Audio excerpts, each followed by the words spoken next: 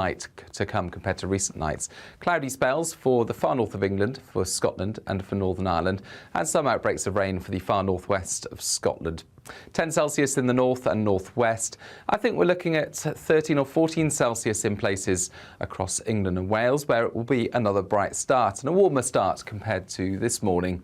Plenty of sunshine then to come. Some haziness again as high cloud drifts through, especially for northern areas, and for Scotland and Northern Ireland. A few showers will break out, mainly to the north of the Central Belt and for the far west of Northern Ireland. But temperatures are rising, low 20s for northern and eastern Scotland and low to mid-20s widely elsewhere, with 29 or even 30 Celsius expected for London or just to the north of the capital. Into the evening, and areas of cloud and rain increasingly affect Scotland as well as Northern Ireland. Some heavy rain for western Scotland, and that will stick around in the far northwest on Friday. But elsewhere, it's hot, it's sunny, and temperatures really peaking on Friday. 34 Celsius possible before a thundery breakdown this weekend.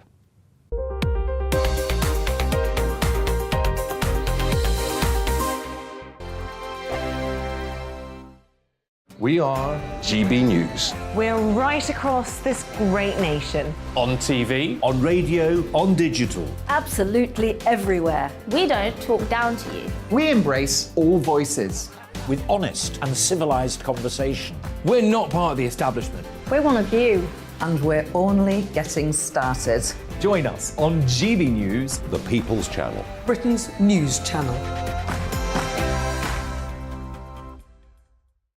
Every morning from 6 o'clock, we'll wake you up with GB News Breakfast with all the stories you didn't know from the night before. So whether it's serious news, entertainment or your own views from all over our great nation, we're here to kick off your day with a smile. And the national media should be reflecting and reporting what's happening here. You will notice the northwestern accents. Whether you're with us on TV, radio or online, every morning it's breakfast from 6 a.m. Hope you can join us. Join us for Ministry of Offence, the comedy panel show that's just like the news, and the left fights the right, and it doesn't really seem to matter who wins. We cover the big stories. It was, in fact, a troop of baboons and not angry vegans. I like that. And the really important stories. Fat naked cow gets stuck in swimming pool. It's a headline in a lot of local newspapers. Yeah. We're on the same team, Nick. Yeah, but I'm just helping you. Join us for Ministry of Offence, Saturday nights, 8 o'clock on GB News. I'm Dan Wootton. Join me Monday to Thursday from 9 to 11 for the feistiest and most fun news debate on TV, where free speech reigns. I'll bring you a sharp take on the day's biggest stories, bombshell newsmaker interviews, and A-list guests. And I guarantee you, no spin, no bias, no censorship, and no reason to go to bed. That's Dan Wootton tonight, Monday to Thursdays from 9 on GB News.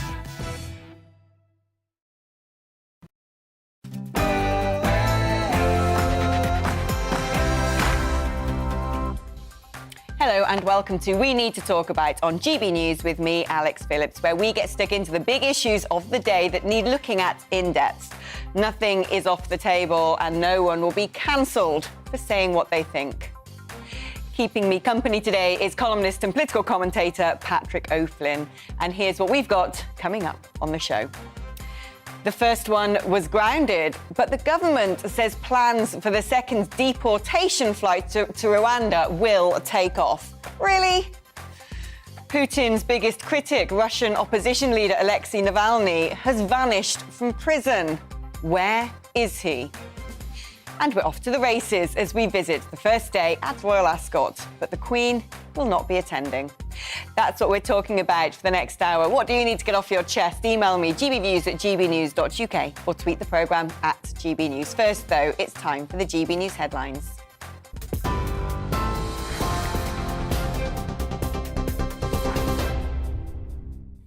Good afternoon. It's 1 minute past 2. I'm Tamsin Roberts in the GB newsroom. The Home Secretary says it's not a morally responsible option to ignore illegal immigration into the United Kingdom after a deportation flight for asylum seekers was cancelled at the last minute. Speaking in the Commons, Priti Patel expressed disappointment over the court's decision, but she insisted the last-minute injunctions by the European Courts of Human Rights is not a bar on the policy. She said she won't be deterred from the plans and that the government is determined to find a way forward. While this decision by the Strasbourg court to intervene was disappointing and surprising given the repeated and considered judgments to the contrary in our domestic courts, we remain committed to this policy. These repeated legal barriers are, Madam Deputy Speaker, very similar to those that we experience with all other removal flights, and we believe that we are fully compliant with our domestic and international obligations, and preparations for our future flights and the next flights have already begun. Well, Labour has criticised the plans, saying they're unworkable. Shadow Home Secretary Yvette Cooper described yesterday's flight as a short-term stunt and said the Rwanda scheme is not a serious policy. How shameful does that make us look around the world if our Home Office cannot take those basic decisions? She knew about problem after problem. With her policy, she knows this is unworkable, unethical, and won't stop the criminal gangs, but yet she still went ahead and spent £500,000 chartering a plane she never expected to fly. A manhunt is underway to find a dozen suspected migrants who arrived in the country this morning off the coast of Devon and have since run away. GB News understands the Coast Guard received reports this morning of a speedboat carrying 12 young men, which landed on Slapton Sands, 30 miles from Plymouth. The group reportedly disappeared in 2 vehicles that were waiting to pick them up. The European Union has launched 2 new legal challenges against the UK after the government published plans to unilaterally override the Northern Ireland Protocol. Brussels says if Britain doesn't respond within 2 months, they could be taken to the European Court of Justice. The Prime Minister has downplayed the changes as no big deal and says they protect the Good Friday Agreement. EU Commission Vice President Maros Sefcovic says it's illegal and damages trust between the EU and UK. There is no legal nor political justification whatsoever for unilaterally changing an international agreement. Opening the door to unilaterally changing an international agreement is a breach of international law as well. So let's call a spade a spade. This is illegal. The government is considering sending more anti-ship missiles to Ukraine to help the country defend itself against Russian aggression. Ukraine says more than 500 civilians are trapped inside a chemical plant in the eastern city of Severodonetsk, where its forces have resisted weeks of attacks. Much of the city has been reduced to ruins. Moscow is claiming they'll evacuate the civilians through a humanitarian corridor if Ukrainians lay down their arms. The Prime Minister has said he's deeply concerned about what may have happened to British journalist Dom Phillips, who went missing in the Amazon. A second suspect has been arrested over his disappearance and that of Indigenous expert Bruno Pereira. The country's ambassador to the UK has apologised to Mr Phillips' family after incorrectly telling them a body had been found. This is GB News. We'll bring you more news as it happens. Now it's back to Alex and We Need to Talk About.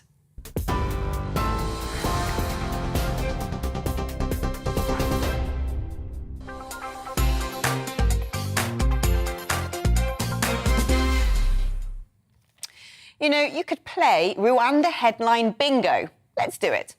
First, the lefties in Parliament screech about the morality of the migrants' flights, and David Lammy is rolled out like a parliamentary prophet foreseeing doom. Then come appalled archbishops and horrified human rights champions, with a sprinkle of ghastliness from Prince Charles. Next, the lawyers and the last-minute legal appeals before the big dogs wade in from the UN, who themselves sent migrants to Rwanda, to the European Court of Human Rights, those meddlesome judges in Strasbourg. Finally, loony protesters glue themselves to the tarmac while the mainstream media salivate at the predictable pandemonium. The self-righteous cry about how dreadful everything would be there for deportees who probably hold the exact same non-Western, non-liberal values that they're bleating about, while in the same breath ironically calling the policy racist, having essentially just trashed an entire African nation. But it all suits the government, this pandemonium, because the entire farce smokes out the usual chorus of contrary characters, making it all look like it's their fault, shifting the blame for the very problem the government can't and really need to solve. Bingo.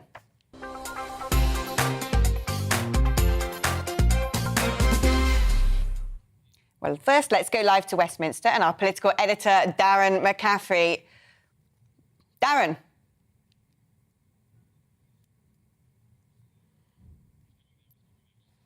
Well, here's a bit of a pregnant pause. There he is, Darren. I thought I'd lost you then. So give me a bit of a summary of PMQs and the latest on the Rwanda plan. Yeah, really fascinating, isn't it? We didn't really hear very much of it at PMQs, but there was a statement by the Home Secretary, Priti Patel, afterwards, quite a combative one between her and her shadow, Yvette Cooper. And yes, there is this, of course, debate about the flights, whether they're going to take off. We believe that the government are now working on a flight potentially as early as next week to take asylum seekers from, or migrants, from here in the UK to Rwanda. Labour are claiming that this policy has not been properly thought through, that it's costing an awful lot of money. They are making the case that they just do not think it's going to act as deterrent, and we did see over 400 people arrive across the Channel just yesterday. Clearly, at least the message or the possibility of this happening is not acting as a deterrent yet, though we'll have to see whether and how that plays out in the weeks and months to come. But as you said, the government are determined to go ahead with this. Priti Patel saying to the opposition that there is no alternative, that they have got no alternative, that this is the only way to tackle the criminal gangs and indeed to try and save people's lives, the risks that frankly hundreds of people are now making every week to try and cross the Channel. People have died, of course, in the last year or so. And then there's this big debate about the European Court of Human Rights. Now, it's not an EU court. It is a court, though, that Britain, alongside 46 other nations, are members of. And there have been question marks about whether Britain might well leave the European Court of Human Rights. Why do I say that? Well, because in many ways it was a judgment late last night by them that meant that this flight did not take off, though frankly there were hardly any passengers on the flight to take off in the first place. And so there's been this big debate within the Conservative Party today about whether the UK could possibly do that. Some MPs are suggesting that is what the government should do, though ministers this morning seem to suggest the possibility was not on the table. Downing Street this afternoon, the Prime Minister's spokesperson was asked about it just after PMQs, saying that no options were ruled out. So it remains, it seems, on the table. In the end, though, as you've rightly pointed out, Alex, how does this all play? Well, it's a wedge issue, isn't it? It's a wedge issue in the sense that there are a lot of people who support it, there are a lot of people who disagree, and what the government are trying to do is actively open up that division, if you like. It does work for them. It's pretty popular amongst Conservative voters. I think 7 out of 10 Conservative voters agree with the policy. And so they hope that even just talking about it, even if the plane's not taking off at the moment, that way will in many ways rally support behind the government. And it must be said, to date, that plan seems to be working. Darren, thank you ever so much. Well, I'm glad Darren ended on that note, because next up we've got John Curtis, who's a polling expert and Professor of Politics at the University of Strathclyde. Now, John, it is interesting what Darren said there, because cynical old me thinks that the unravelling of this plan was so predictable, it was evidently priced in, and it kind of amounts to a bit of a PR stunt, by my view anyway. But how is this playing with the public? Are people very supportive of the plan, or are people starting to sort of see through it and getting frustrated by the fact that so far nothing's happened? Well, as Darren was referring to there, we've had one poll conducted in the last couple of days by YouGov, and in addressing the issue, they actually asked the same question that they asked immediately after the policy was first announced in the middle of April. Now, actually, in the middle of April, YouGov found slightly more people saying they were opposed than in favour. It was 35% in favour, 42% opposed. Though I should say that other polling, for example, by Savanta Comres, at that time with differently worded questions, did have more people in favour. Anyway, YouGov went back a couple of days ago and now found a small balance in favour, 44% in favour, 40% opposed. So the government seems to have made some progress. in persuading the public of the merits of what it's doing. And in fact, what becomes very clear if you compare the two YouGov polls, it is Conservative supporters, those who voted for the Conservatives back in 2019, who are particularly now swung in behind the policy. Labour voters were opposed back in April, and they're just as opposed as they are now. So insofar as one of the things this government body needs to do, if it's going to get itself back up in the polls, is to regain some of the support of some of those who voted for the Conservatives in 2019. Maybe this issue will help. But of course, there's also a difficult backcloth to some of this. Why is the government having to pursue this policy? Well, because of the publicity that's been attracted by the relatively high number of people coming across in boats across the English Channel. Why is that a problem? Well, in part, of course, because this is a government that's meant to be trying to control immigration in the post-Brexit world, and particularly above all, it's meant to be controlling Britain's borders. And therefore, the problem about the Channel crossings is it does raise questions about that broader objective.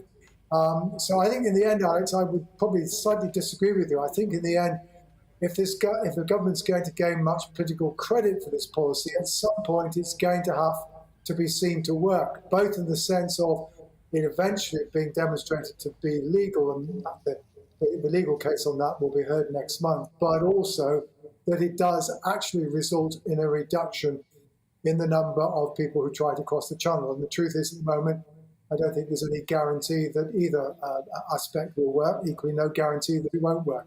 But the Home Office itself has admitted it actually hasn't done any modelling to indicate what it thinks the impact of the policy will be.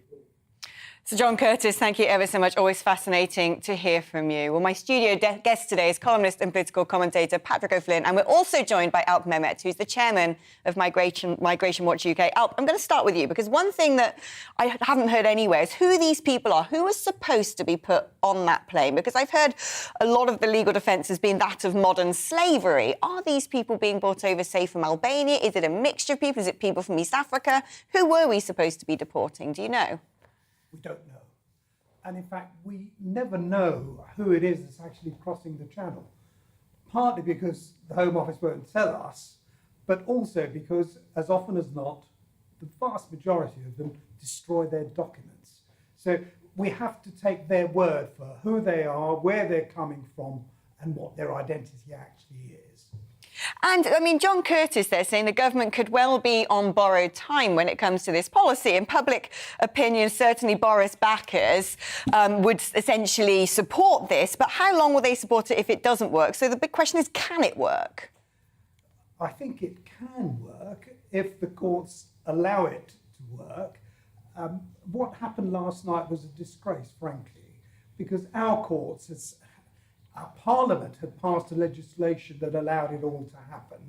Our court said it was OK. And Alp, hold on, I've just been told your mic's not working, actually, so I've just been told. So bear with me and pause your thoughts for a moment. I'll switch to you, Patrick. I mean, what strikes me is you've got a whole load of lawyers here, and they're actually taxpayer-funded, because a lot of people appealing the deportation will be using legal aid. So it's government-funded lawyers challenging the government on a government policy. I mean, it seems to me the government may as well just print a giant charity cheque and call it a PR stunt. Well, absolutely. The government has a big majority in the Commons. Parliament makes the law. Just blaming lefty lawyers, I think it will give Boris Johnson a very short-term poll bounce. It will make the sort of people who voted for him in 2019 remember how much they despise Keir Starmer and the Lib Dems and all the other left-wing parties. So I expect there will be a bounce, but ultimately the government's policy failed yesterday. If it carries on failing, the government's writ will be seen not to run. And there's few things so useless as a government whose writ doesn't run. So they have to go further. They do have to do something about maybe pulling out of the European Court of Human Rights, resigning from the Convention, modernising the Human Rights Act or replacing it with a British Bill of Rights. There are some international conventions on refugees which are totally obsolete and refer to the middle of the last century. These will be the tests. If Boris Johnson is ready to grasp the nettle, I think he will get great support from the British people. But if he carries on shilly-shallying, it will add to this impression of a guy who never actually delivers. Well, now we've got you rigged up properly. Sorry about that. I do apologise. We were talking about whether or not this policy could work. Well, I've always said many times on GB News that Rwanda on its own is not the solution. It has to be part of a solution. I think that we also need to look carefully about what we do with people once they arrive here. If we put them up in hotels or put them in camps and give them the freedom of whichever area they're in to travel where they like, why wouldn't they, while they wait for months and months for a decision to be made? So I think the first thing we should be doing is those who do arrive and we hold on to, we really do hold on to them tightly until a decision is made. But I sort of agree with Patrick about the writ of the government and all that. On the other hand, this is a problem that's going to continue and it's going to escalate for so long as people believe that they can get away with it, that the traffickers can make pots of money by getting them over here. But I do, call me naive, I think that Priti Patel is actually genuine in her desire to do something about this. As for the people, well, I would look carefully at the questions being asked very often. The very first question I remember being polled was, some people coming across the channel are going to be sent to Rwanda. Do you agree with this? No context at all. Of course, a lot of people are going to say, no, that shouldn't happen. I think that when people are given all the facts, why they are being sent to Rwanda, the fact that the vast majority of them are working age young men under 40, frankly, they're not all fleeing persecution. Apart from anything, they're coming from a very safe country and have been through other safe countries in order to get here. Very often, they've actually also been turned down.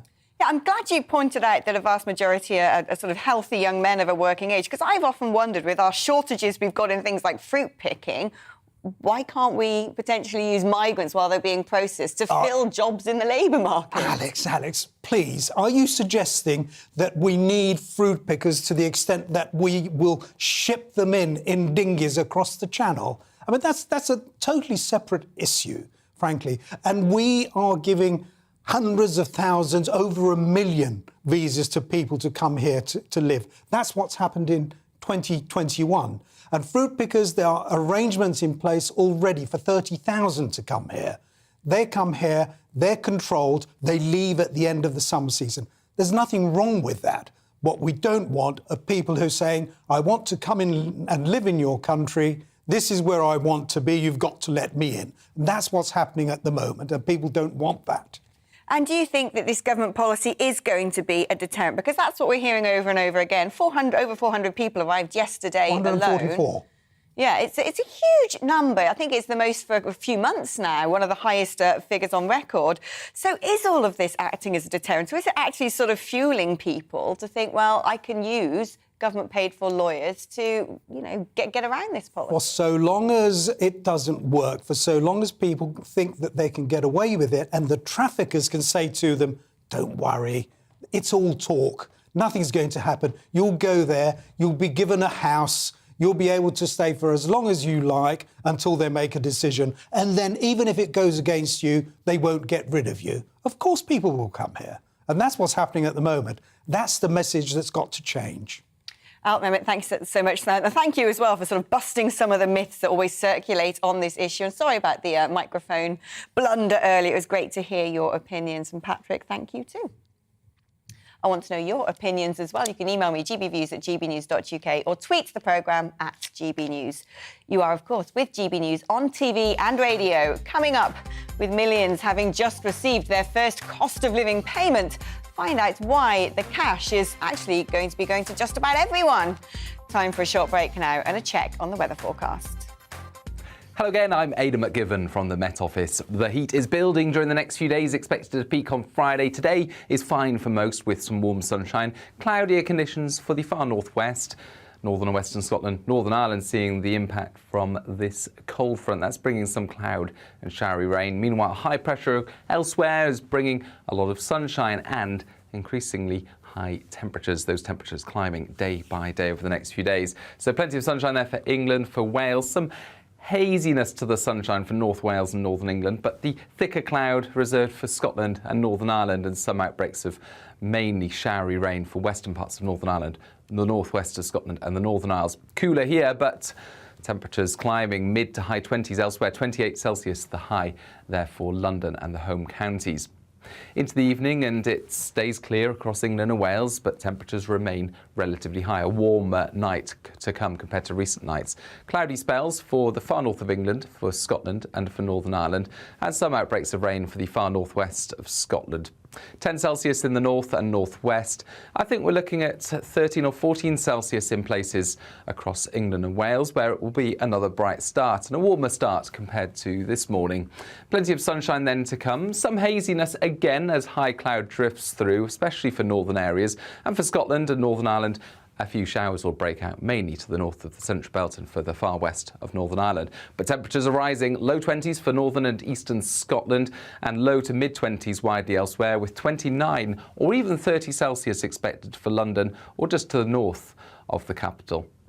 Into the evening, and areas of cloud and rain increasingly affect Scotland as well as Northern Ireland. Some heavy rain for western Scotland, and that will stick around in the far northwest on Friday. But elsewhere, it's hot, it's sunny, and temperatures really peaking on Friday. 34 Celsius possible before a thundery breakdown this weekend.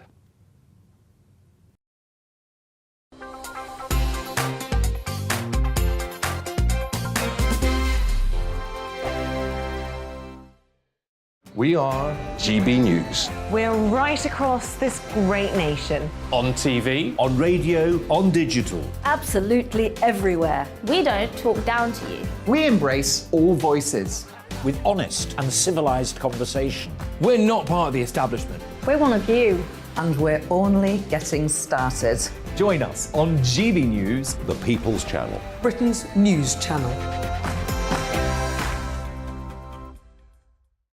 Every morning from 6 o'clock, we'll wake you up with GB News Breakfast with all the stories you didn't know from the night before. So whether it's serious news, entertainment, or your own views from all over our great nation, we're here to kick off your day with a smile. And the national media should be reflecting and reporting what's happening here. You will notice the northwestern accents.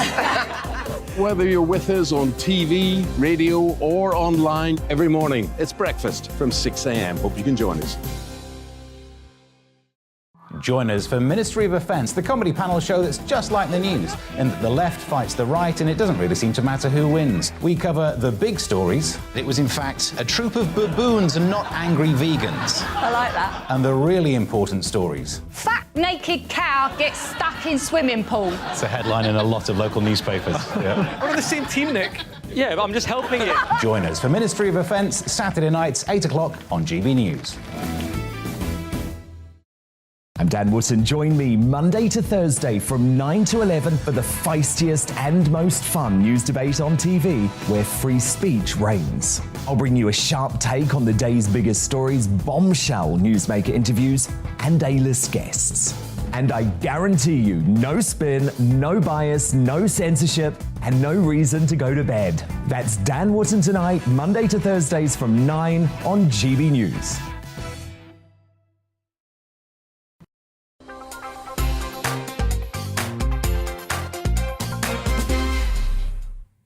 So one of the reasons we have inflation is partly because the government got a bit crazy about handing out money to absolutely everyone during the pandemic. Meanwhile, the very people the government was supposed to help saw families frazzle inside bedsits during lockdown while their kids had to try to take lessons on a Nokia 3310 as their parents went out to sterilise offices of Omicron and be swaddled like an apiarist behind the checkout. While Middle England got paid to get a jolly good tan and bemoan the fact that there was a nationwide shortage of chimeneas. Did the government not learn? Because now they have part created the cost of living crisis by scattering cash like confetti. They're about to do the same again. While the first two payments to help people on benefits will hit bank accounts next month, A load of the £37 billion government package will also go to every home in the UK, even if they happen to be 12-bedroom mansions, with £400 for each Cotswold cottage, Salcombe seaside second home and Kensington crash pad. Well, joining me now is the Liberal Democrat MP for Edinburgh West, Christine Jardine. Christine, fantastic to have you on the programme. A lot of people have applauded the government in making sure that those hardest hit and those who, one could say, household incomes have been means tested are getting support. Should the government have stopped there? The thought that anyone would applaud what this government is doing, I find strange, because to give people back £325 when you've taken away £1,000 isn't really offering support. And we've got families up and down this country now squeezed, their household budget squeezed so tight, they are having to make that choice between food and heating. And once, we get to the winter, we're also going to see pensioners who just don't want to put on their electricity because of the cost. So what this government doing is really just scratching at the surface. I mean, you've got families already paying £100 every time they fill up the car. Families living in rural areas where there's, public transport is insufficient at the moment. So the thought that the government would be applauded by anyone, I just find ridiculous. Well, what is it the government in this circumstance should be doing? Because without doubt, there are extraneous factors causing part of this crisis. Not everything can be at the government's door. War in Ukraine, for example, the post-pandemic and all the pandemic policies that a lot of people on opposition benches would have said that the government then should have also been doing more. So now we're in this mess. What is it they should be doing without making things worse, without fanning the flames of inflation? Well, there's the thing. The government can't be held responsible for the war in Ukraine or for the pandemic, but they can be held responsible for how they dealt with it, how they coped with it, and they haven't done that sufficiently. And one thing they could be doing is they could be reducing inflation from 20% to 17.5%. That would put money back in families' pockets. That would put hundreds of pounds back in the average family's pockets to spend, to buy that food, to go towards their electricity bills. And also, that helps bring down inflation. Gordon Brown did this in 2008 during the financial problems then, during the credit crunch. He reduced VAT and that brought inflation down from 4% to 3%. At the moment, we're looking at a predicted 10% inflation by the end of this year. Now, the government just isn't getting to grips with this. And they're coming up with distractions and, policies like, housing associations offering the right to buy. Now, I am all in favour of people having the right to buy their homes, but that is not going to help them put food on the table at the moment. So the government needs to focus on what the real problems are and look for real solutions, like I've just said. Christine Jardine, thank you ever so much, Liberal Democrat MP for Edinburgh West. Well, let's go back to Patrick O'Flynn. I mean, would you agree with Christine there that actually cutting VAT would have been a very good starting point? I think it's being actively considered. I think we've talked before that, in effect, Rishi Sunak's already delivered about 3 budgets this year, and he's probably going to have to deliver another one now. On the one hand, his supporters would say he's reacting to events and the economic data keeps coming in. But on the other, it doesn't look like a steady hand on the tiller. But there is a big clamour now for a VAT cut to put money in people's pockets and to have that somewhat depressing impact on inflation, which would also be helpful. It's quite an expensive thing to do. But then on the other hand, VAT receipts have come storming in even higher levels because of the inflation we've had. It's 20% of a bigger sum. So, I think that's perfectly credible. I'm struggling to think that, any party led by Ed Davey would necessarily, if they were running the country, have the best ideas for dealing with this. And a lot of the issues of the pandemic or Ukraine, I don't really see how other parties would have managed it better. But VAT cuts, certainly it's being talked about. Well, let's hope it comes down the tracks. Patrick, thank you. I want to know your views on that as well. You can email me, gbviews@gbnews.uk, or tweet me at gbnews if you fancy yourself as a bit of an economist. I certainly don't. You're with GB News on TV and DAB Radio. Coming up, where has he gone? Vladimir Putin's biggest critic, Russian opposition leader Alexei Navalny, has vanished from prison. We'll be discussing where he might be after the break. But first, here are the news headlines.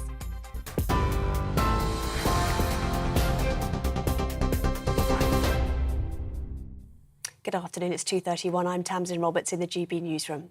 The Home Secretary says it is not a morally responsible option to ignore illegal immigration into the United Kingdom after a deportation flight for asylum seekers was cancelled at the last minute. Speaking in the Commons, Priti Patel expressed disappointment over the court's decision, but she insisted the last-minute injunctions by the European Courts of Human Rights is not a bar on the policy. She said she won't be deterred from the plans and said the government is determined to find a way forward. Yorkshire Cricket Club and a number of individuals been charged by the England and Wales Cricket Board over allegations of racism. The individuals were found to have brought the game into disrepute. However, the ECB has decided not to name those involved. The charges come after an investigation into how racism allegations made by player Azim Rafiq were handled by the club. The European Union has launched 2 new legal challenges against the UK after the government published plans allowing it to unilaterally override the Northern Ireland Protocol. Brussels says if Britain doesn't respond within 2 months, they could be taken to the European Court of Justice.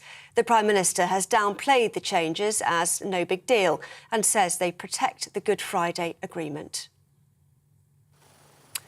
Boris Johnson has said he's deeply concerned about what may have happened to British journalist Dom Phillips, who went missing in the Amazon. A second suspect has been arrested over his disappearance and that of Indigenous expert Bruno Pereira. The country's ambassador to the UK has apologised to Mr Phillips' family after incorrectly telling them a body had been found. TV, online and DAB+ radio, this is GB News. In a moment, it's back to Alex.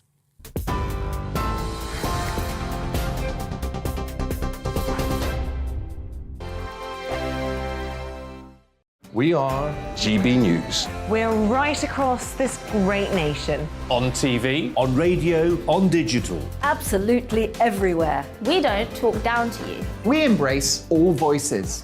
With honest and civilised conversation. we're not part of the establishment. We're one of you. And we're only getting started.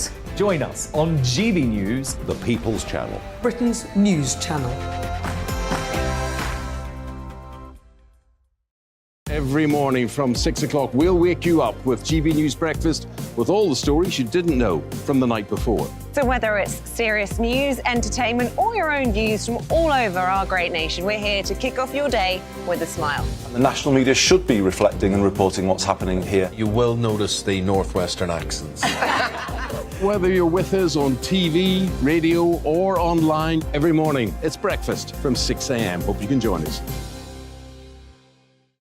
Join us for Ministry of Defence, the comedy panel show that's just like the news, in that the left fights the right and it doesn't really seem to matter who wins. We cover the big stories. It was in fact a troop of baboons and not angry vegans. I like that. And the really important stories. Fat naked cow gets stuck in swimming pool. It's a headline in a lot of local newspapers. Yeah. We're on the same team, Nick. Yeah, but I'm just helping you. Join us for Ministry of Defence, Saturday nights, 8 o'clock on GB News.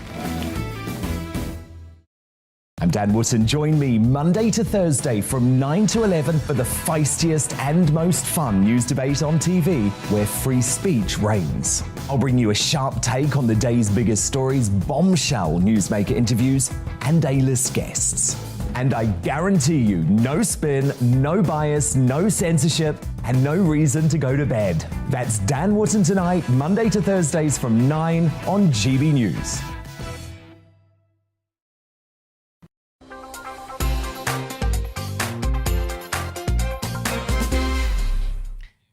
He was poisoned with Novichok, medically evacuated to Germany and on returning to Russia to continue over a decade of campaigning against the Kremlin's kleptocracy, was thrown in prison, where he faced torture and sleep deprivation. Now, Putin's main political rival, Alexei Navalny, has disappeared without notice amidst unverified claims he has been transferred to a high-security prison. All too tragically predictable, yet met with a harrowing, accepting silence from Western leaders, as Putin's growing list of tyrannical crimes have almost come to be so expected they barely muster an apathetic sigh as we continue to hold him to far lower standards than any other leader on earth. Well, let's talk first to Patrick O'Flynn on this matter. It's not really been reported much in broadcast. It's been there in a few print papers. But how significant is it that Putin's main political rival, Navalny, has now essentially all but disappeared? Well, I think being Putin's major rival within the borders of Russia is a pretty perilous position to be in.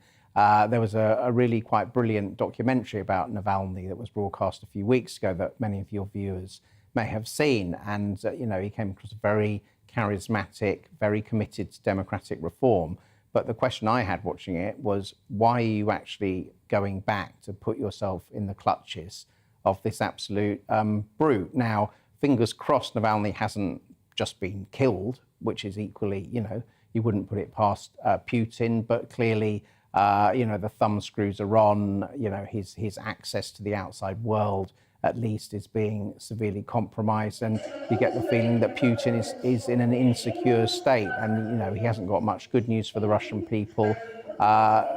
Navalny, I think the West should be doing more to raise the matter of what's happened to him, to underline what a brute Putin is. But in the end, Navalny took that calculation, for very brave reasons, to go back into Russia and see what he could achieve. Yeah, I mean, that is the point, isn't it? When we say, well, why did he go back to Russia after being evacuated for medical reasons, after being poisoned to Germany? And he used that first hearing when he was being sentenced to prison on either invented or trumped-up charges, one assumes, to condemn the war in Ukraine, something that would have been heard by Russian people. So sending out a very important rallying cry to a domestic audience being fed a lot of Putin propaganda. But surely with the expectation as well that rallying cry goes out to the world. Why do you think that there hasn't been much more noise made by European leaders about his disappearance? This happened yesterday, and I've barely found a tweet.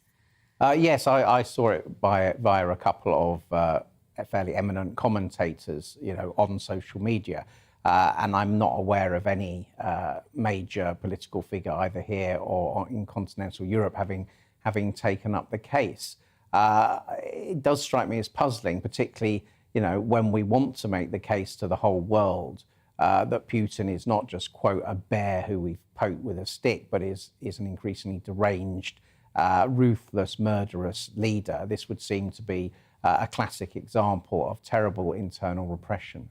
Yeah, I couldn't agree more. Well, Gwydion Prince joins us now, we've lost Gwydion, unfortunately. We've been having him come and go, apparently. I've been hearing in my ear, and we haven't been able to establish the connection with him, but we'll see if we can indeed get him back a bit later, because he'd be fantastic on this. I know he's been pushing hard for the media to cover what's been going on to Navalny. So it is interesting, isn't it? I said earlier that we do seem to almost accept that Putin is a brute, is a tyrant, and we don't constantly make noise anymore. And I think that's been echoed through geopolitical policy of the West ever since the invasion of Crimea, essentially, where he's almost been appeased and we've been continuing to fund Russia. Indeed, we are now. People think that the sanctions imposed by the EU are hurting Russia when, due to the squeeze on fuel, making energy costs soar, Moscow's pocketing more now from Europe than it did before they invaded Ukraine. Absolutely. You also see the death penalty punishment being handed down to two British nationals who are long-term Ukraine residents by the puppet Russian state in the Donbass. What the Putin regime has done to Ukraine, I mean, that's going to live on for generations, really. Deliberately laying to waste the major cities, civilians being killed, actual war crimes, and yet the energy issue is still obviously a big issue, particularly for certain European Union countries, and there's this constant chatter of some kind of, quote, compromise, which is about allowing him to show his aggression works. Yeah, Macron once again reaffirming that even today. Patrick, thank you very much indeed. Well, earlier this year, GB News spoke to David Stockton, CEO of the Great North Air Ambulance Service, who explained how his service provides life-saving rescues in the northeast of England, North Yorkshire and Cumbria, covering an area of 8,000 square miles. Now, the Great North Air Ambulance Service, with no public funding, is reliant on donations. And with the current cost of living crisis, the numbers with extra cash to give to charity are falling. Our North East reporter, Rachel Sweeney, has this very important story. This year celebrates the 20th anniversary of the Great North Air Ambulance Service, and in that time the crews have responded to more than 23,500 incidents and saved so many lives. Now, the teams are relying on donations and they need to raise £6.7 million a year in order to survive in a cost of living crisis that is very difficult. Joining me now is CEO David Stockton and critical care paramedic Jamie Walsh. Now, David, we'll start with you. What happens if you don't raise the £6.7 million? So £6.7 million is a huge amount of money, Rachel, as you can imagine. So we're very conscious of that, and it seems like an unbelievable task for the general public when they're sat at home. But I can reassure them that every penny, every pound that they give us goes to good use. So the helicopter, or the crew members, the paramedics, the doctors, the anaesthetics, the drugs, the bandages, it all needs paying for, and that's where that money will go for. So it costs us roughly £25,000 a month just to fuel the aircraft. That's not paying for the aircraft or paying for the crew that's in it. So it goes directly to that front line to make a difference to the public. Talking about the front line, Jamie Walsh, what sort of incidents do you respond to, and how crucial do you think that the crews are to the region? Yeah, so I mean, we cover 8,000 square miles from the Scottish borders to Yorkshire borders, east coast to west coast. So we cover urban areas like Newcastle, Middlesbrough, Sunderland. We also cover mountainous areas such as the Lake District and Cumbria. So the incidents we respond to are varied and unimaginable, really, from people falling from however high up in the mountains to people having medical events or RTCs, car accidents in the cities. So we go to everything. We bring the emergency department to the scene of the incident. So that's your critical care, such as your anaesthesia, your surgical skills, and other bits and pieces. So it's a vital service that we provide to the people of the northeast and northwest of England. What is it like to save someone's life? Yeah, I mean, it's a full team effort. It's not just about the paramedics and the doctors. You know, we have the support staff, the fundraisers, the volunteers. That we are very much just a small cog in that big organisation that helps us do our job. Let's talk about the volunteers because, David, you do have people on the payroll, but you also have an army of people who are out there fundraising. Do people have time to do that when they're working extra hours because their bills are going up? It's really interesting because what we've noticed across the whole charity sector that there's been a downturn in participation. So certainly our mass participation events, ours included, whether that be Great North Run or many of the other events that we have, we haven't sold out this year, and that's unheard of. We do it every year. So there's definitely something around people choosing what they do with their time and maybe having to do more of their own things to make ends meet. But we can't take that for granted, because no matter how generous they're feeling, if they simply can't pay for their meals, their fuel, they can't put money in their cars to get them to work, then that priority of the charity we're given will go further down. And we appreciate that's the way it is, but we're just asking that people don't forget about us. A crucial service to the north of England. The cost of living crisis has affected families right across the UK and households, but it's also dramatically affecting charities and rescue services too. You've been emailing us in droves throughout the show today, especially about Rwanda. Judith says the lawyers should not be paid with the British taxpayers' money. If they want to take on the case, they need to make an arrangement with the people they're representing. If that has to be long-term increments, so be it. You've also been emailing us about the cost of living crisis. Keith says, I'm on job seekers allowance, which is identical to universal credit, yet I'm not entitled to a penny because I'm on job seekers allowance, while people with mansions are getting more money. Now, I have a new excuse for you to use for every bad idea you ever come up with. It's a deterrent. It's government mandated, you know. Why did you not load the dishwasher? Ah, well, those festering plates are a deterrent to would-be burglars. Why didn't you pick the kids up from school? Ah, as a deterrent to an overpopulated planet. Pretty cool, isn't it? Finally, a government scheme I can get behind. Well, let's get one thing straight. The UK government's proposals to overhaul the Northern Ireland Protocol are nothing more than moderate, pragmatic, common sense and fair. Setting up a system where only goods that are going from the UK to the UK don't require 800 pages of confected EU Latin legalese, and allowing Northern Ireland to have the same tax system as Britain, not dictated by a foreign bloc in Brussels to which it does not belong. Well, how does that remotely harm the EU? And these things are being done because unless things don't change, Belfast has no government and historic divisions and a fragile peace treaty are being loaded into a powder keg. And yet, all the screeching opposition can shout about is international law, as if all legislation is etched in tablets of gold and given to Moses, and then a possible trade war, missing the fact that the EU would be battering its own businesses in sheer belligerence while still merrily trading with Putin.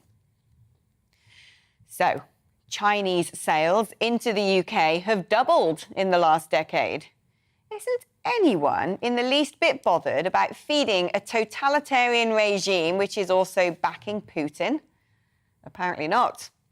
Now, that's despite offering visas to people in Hong Kong, knowing full well that Beijing is persecuting a load of them, as well as buying stuff that could well come from Uyghur labour camps, and building submarines with Australia and America as China creates a ring of fire of military bases in the Pacific Ocean. Yeah, acting like they're not really to be trusted, right? Did we not learn anything from Russia? Money makes the world go round, and we keep throwing China a load of it. It's a fatal cocktail of capitalism without diplomacy, the exact naive 21st century Western export that is now enabling Russia to call the shots. Apparently, left-wingers are less likely to read negative news stories, according to a survey of more than 93,000 people in 46 countries conducted by the Reuters Institute. Apparently, half of all Britons avoid the news, a figure that's doubled in the past 5 years, which I calculate to be basically since Brexit. Because apparently those on the left say the news makes them feel overwhelmed, while those on the right have stopped trusting it. Funny, isn't it? The mainstream media echo chamber has managed to scare off one chunk of its audience with threats of apocalypse, and the other because they realised it's all baloney. Thank heavens for GB News. It's safe to get back in the water. And yes, it's going to be over 30 degrees. But anyone would think it was going to be hotter than the inner core of the sun, what with the hysterical health warnings to walk in the shade, drink water and not microwave dogs in cars. Even the basic biology of boneheaded cavemen knew to hydrate and cool off. Not that basic biology counts for much these days. The instructions that should be issued, however, would include don't dress like a hooker in a city park or scare off shoppers by going shirtless. Don't turn the beautiful countryside into a landfill site. And don't, for the millionth time, rotate like a rotisserie chicken in the midday sun, expecting to look like a tanned Kardashian, and then be surprised when you end up the same hue as Alex Ferguson's nose. Well, let's go back to Patrick O'Flynn for the final word on all of those things. Any of those stories get you riled up? Well, I hope I haven't got too much of a hue like Alex Ferguson's nose, but I am going to take the public health guidance to heart now and drink this. It's just there, and I didn't know drinking water would keep me refreshed. So I agree. Lots of pointless, ridiculous, unnecessary advice stating the obvious. The thing that really gets me is, as you very ably explained on the Northern Ireland Protocol, according to Maros Sefcovic, the relevant European Commissioner, what Britain is doing is illegal, which is quite similar to what the European Court of Human Rights says about what our elected government, having passed due laws, was wanting to do on Rwanda. That's illegal. It seems like there's a pressure from the unelected liberal left to just make policies illegal. They can't win elections, but they try to block due policy from being implemented by saying it's against the law. Well, the whole point of Brexit was our parliament is back in charge of our law. So Mr. Sefcovic will say what's illegal and what's not illegal. And it's quite clear the threshold for pulling out of large parts of the Northern Ireland Protocol is more than met. It's causing major societal difficulties, diversion of trade as well. So I hope the government actually gets on and does something rather than just talking about doing something on that issue. Now, I mean, talking about the Northern Ireland Protocol and the way a lot of swathes of the media cover it, which is just banging on about international law, I don't ever hear anyone being challenged on why should Brussels dictate the tax regimes of Belfast when it's not in the EU, it's in the United Kingdom, which left the EU. And that ties in, doesn't it, with that report by the Reuters Institute that a load of people on the right wing have just tuned out from news in Britain. They don't trust it, and people on the left feel scared of it. Well, I have a little bit of sympathy with people on the left about feeling scared of it, because it seems like, you know, one catastrophe story comes naturally to an end. For instance, when we finally left the European Union, a few days later, COVID started. And when COVID was declared over, the very next day, Russian tanks rolled into Ukraine. So it does feel like a lot of the media wants a catastrophe story to hype up and get out of proportion. So I do think that that not this channel, but some other channels are just guilty of scaring people, and I think that applies to people on the right as well. But overall, yes, the broadcast media, again, accepting the gleaming example of GB News, but most of the other channels seem to be full of liberal left biased people who are now sort of waging a war against Boris Johnson, ignoring any good news that's going on, and are losing a lot of authority with the viewers as a result. And not asking the right questions to those who they should be holding accountable. Patrick, it's been fantastic having you on the programme, as always, and hearing your thoughts. And I'm glad to see you hydrating yourself. It's perilous out there, Patrick. Perilous. You must take care of yourself. Well, that's all I've got time for today, but do join me again for We Need to Talk About tomorrow, unless you've been fried by the sunshine. Same time, same place, 2 o'clock. You can, of course, shelter in the comfort of your own home and watch me instead of daring to go out in the midday sun, because only mad dogs and Englishmen do that. Next, of course, it's The Briefing with Darren McCaffrey, but first it's time for that super scary, also dramatic weather forecast. Hello again, I'm Aidan McGivern from the Met Office. The heat is building during the next few days, expected to peak on Friday. Today is fine for most with some warm sunshine. Cloudier conditions for the far northwest. Northern and Western Scotland, Northern Ireland seeing the impact from this cold front. That's bringing some cloud and showery rain. Meanwhile, high pressure elsewhere is bringing a lot of sunshine and increasingly high temperatures, those temperatures climbing day by day over the next few days. So plenty of sunshine there for England, for Wales. Some haziness to the sunshine for North Wales and Northern England, but the thicker cloud reserved for Scotland and Northern Ireland, and some outbreaks of mainly showery rain for western parts of Northern Ireland, the northwest of Scotland and the Northern Isles. Cooler here, but temperatures climbing mid to high 20s elsewhere, 28 Celsius the high there for London and the home counties. Into the evening, and it stays clear across England and Wales, but temperatures remain relatively high. A warmer night to come compared to recent nights. Cloudy spells for the far north of England, for Scotland and for Northern Ireland, and some outbreaks of rain for the far northwest of Scotland. 10 Celsius in the north and northwest. I think we're looking at 13 or 14 Celsius in places across England and Wales, where it will be another bright start and a warmer start compared to this morning. Plenty of sunshine then to come. Some haziness again as high cloud drifts through, especially for northern areas, and for Scotland and Northern Ireland. A few showers will break out, mainly to the north of the Central Belt and for the far west of Northern Ireland. But temperatures are rising, low 20s for northern and eastern Scotland, and low to mid-20s widely elsewhere, with 29 or even 30 Celsius expected for London or just to the north of the capital. Into the evening, and areas of cloud and rain increasingly affect Scotland as well as Northern Ireland. Some heavy rain for western Scotland, and that will stick around in the far northwest on Friday. But elsewhere, it's hot, it's sunny, and temperatures really peaking on Friday. 34 Celsius possible before a thundery breakdown this weekend. I'm Darren McCaffrey, and join me on The Briefing Monday to Thursday at 3 p.m.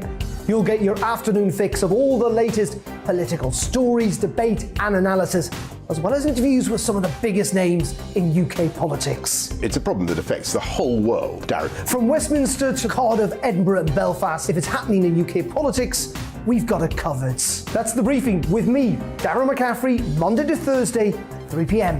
on GB News. On radio, they call it the drive time slot, 4 p.m. until 6 p.m.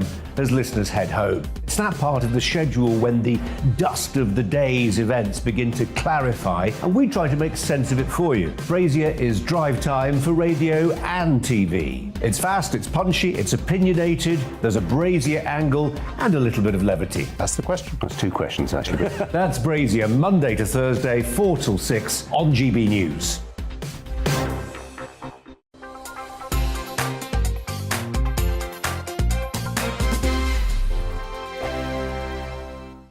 We are GB News. We're right across this great nation. On TV, on radio, on digital. Absolutely everywhere. We don't talk down to you. We embrace all voices.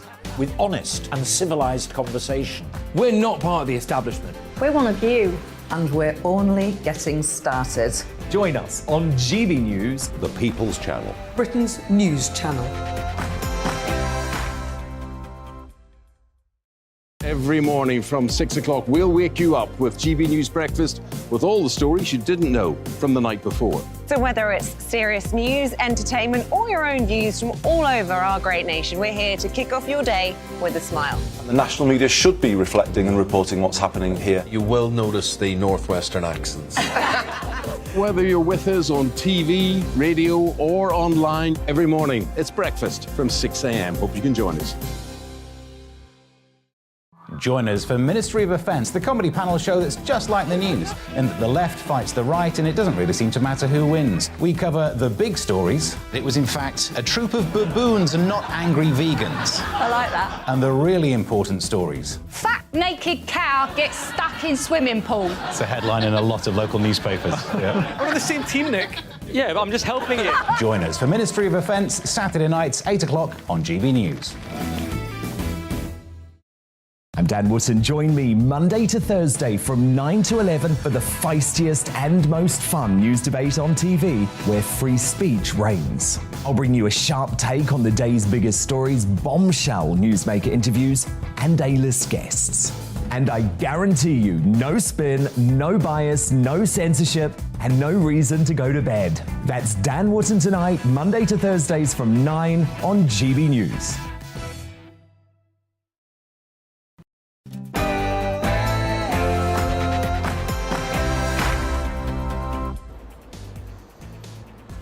A very good afternoon and welcome to the Briefing PM, an hour of the latest political news, debate and analysis here.